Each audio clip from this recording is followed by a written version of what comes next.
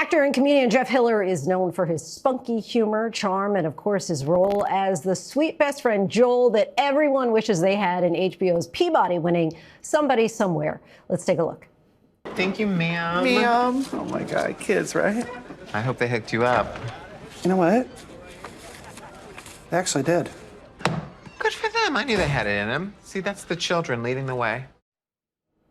Still, his journey into the acting profession was non-linear, and he's now sharing the words of wisdom he's earned in an undeniably relatable way with his new memoir, Actress of a Certain Age, My 20-Year Trail to Overnight Success. Jeff Hiller, kind enough to join us in studio. How are you tonight? I'm good. Thanks for having me. Thank you for coming on. Okay, so it's my understanding that you were a voracious reader and listener to actresses of a certain age, their memoirs, their life stories, right? Yeah. And in fact, you name each chapter after some of their memoirs. But why choose that name, Actress of a Certain Age, for your own memoir?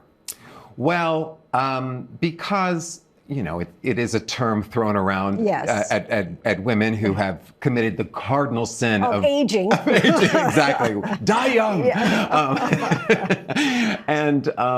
I identify with that group of people. And, you know, I didn't get my show until I was 45 years old. And so for a while there, it felt like this was not going to happen. So I'm taking that moniker and owning it. You talk about how you really didn't get the success until 45. Prior to that, you were teaching and performing improv with Upright Citizens Brigade.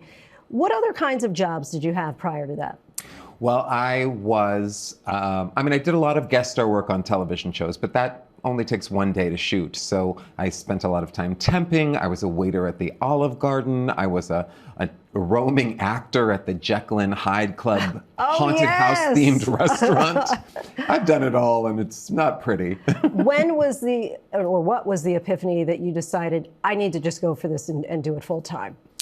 Well, after I graduated from college, I was a social worker. I worked in a shelter for unhoused youth, people under 21, and I was really bad at it.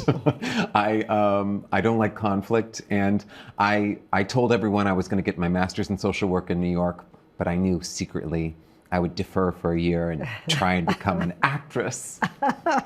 And I did it. And look at you now. Just 25 short years later.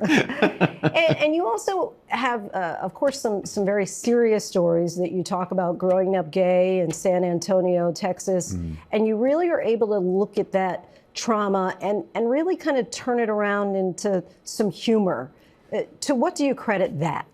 Well, I think, speaking of trauma, I wanted to just own it, and I wanted to write about it, and it almost became a catharsis to write about it and to really sort of exorcise those demons. And also, that is my upbringing, and that is what made me who I am today. And so I can't just ignore it, and let's put it all out there. Let's be authentic and tell our true selves. You give a lot of life advice in this book.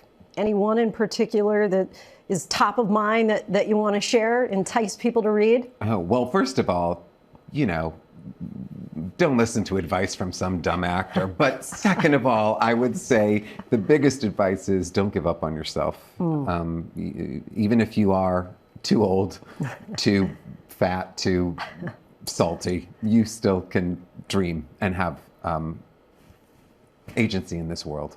June obviously is Pride Month.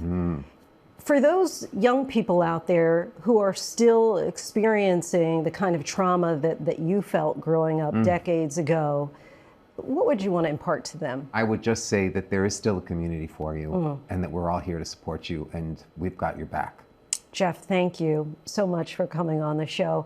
His new memoir, Actress of a Certain Age, My 20-Year Trail to Overnight Success, hits the shelves, digital and otherwise, tomorrow, Tuesday, June 10th.